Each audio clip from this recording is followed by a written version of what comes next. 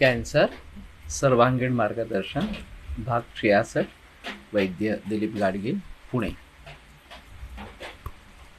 तो शुरू से ही अगर हम सभी बातों के बारे में, सभी चीज़ों के बारे में जानकारी लेवे, और जैसे मैंने वो कार का उदाहरण दिया था कि पहले लाइफस्टाइल चेंज करें, खाने पीने की आदतें बदले, योग और व्यायाम ये शुरू करें, धैर्य रखें और फिर शांति से किस पद्धति से क्या क्या फायदे होने वाले हैं, कुछ नुकसान होने वाला है क्या, ये सोचे और फिर मार्गक्रमण करें।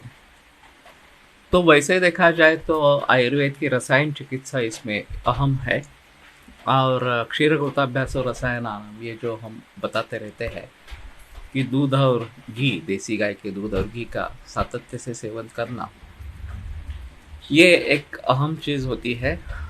और उसके साथ में आयुर्वेद की दृष्टि से निदान करके फिर उसकी क्या चिकित्सा लेनी है उसके बारे में सोचना है।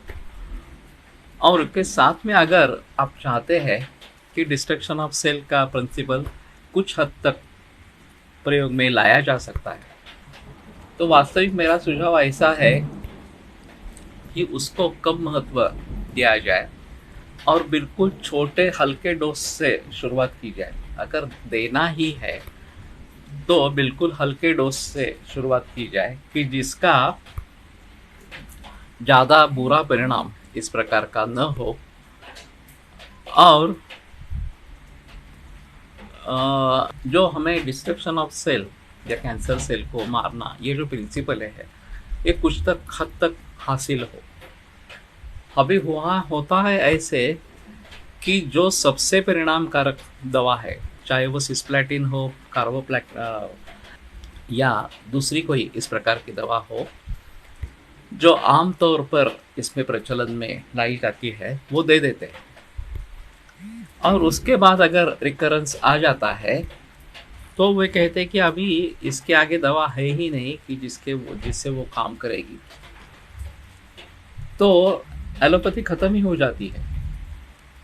जैसे कि अगर कुछ इन्फेक्शियस डिसीज हो गया और एलोपैथिक की दृष्टि से कोई पर्टिकुलर इन्फेक्शन है और उसके लिए कुछ एंटीबायोटिक देना है, तो उसमें कारीगर होने वाला सबसे छोटा एंटीबायोटिक, सबसे कम परिणामकारक एंटीबायोटिक वही देना उचित है। अगर उससे काम नहीं हुआ तो ही आगे वाला ज़्यादा ताकत वाला एंटीबायोटिक देना ठीक रहेगा। लेकिन शुरू में ही अगर हम बहुत ताकतवर इस प्रकार का एंटीबायोटिक दे देंगे तो फिर दूसरा कोई एंटीबायोटिक वहाँ के काम करेगा, ऐसा नहीं सोच सकते हैं। तो इसी प्रकार से केवल एंटीबायोटिक से ही रोग मिटने वाला है, ये बात ध्यान से निकाल देनी चाहिए। लंघन करना है, विश्राम लेना है, केवल लिक्विड डाइट ही लेना है, गर्म ही पानी पीना है, उबला हुआ ही पानी पीना है, ये सभी बाकी चीज़ें भी बुखार के लिए, ज्वर के लिए आवश्यक है। केवल एंटीबायोटिक लेना ये ट्रीटमेंट नहीं है वास्तव में, किंतु सिर्फ ज़्यादा महत्व उस रोग जंतु को दिया गया और एंटीबायोटिक ये ट्रीटमेंट के रूप में प्रयोग में लाया गया। और फिलहाल की स्थिति ऐसी है कि बहुत सारे सूक्ष्म जीव इस एंटीबायोटिक को रेजिस्टेंट हो गए, और जैसे ये एपिडेमिक्स आने लगे वैसे लोग उसमें मरने लगे।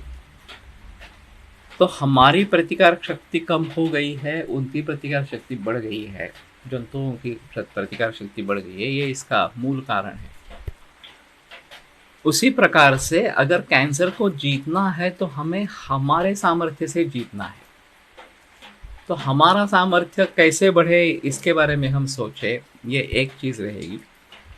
और उसकी सहायता के लिए एक शस्त्र के रूप में चाहे तो केमोथेरेपी, रेडिएशन वगैरह का इस्तेमाल हो सकता है, लेकिन वो बहुत सीमित उपयोग करना है, क्योंकि उससे हमारी भी क्षति होती है, हमारी भी हानि होती है। तो ये बात जरूर ध्यान में रखना बहुत ज़रूरी है।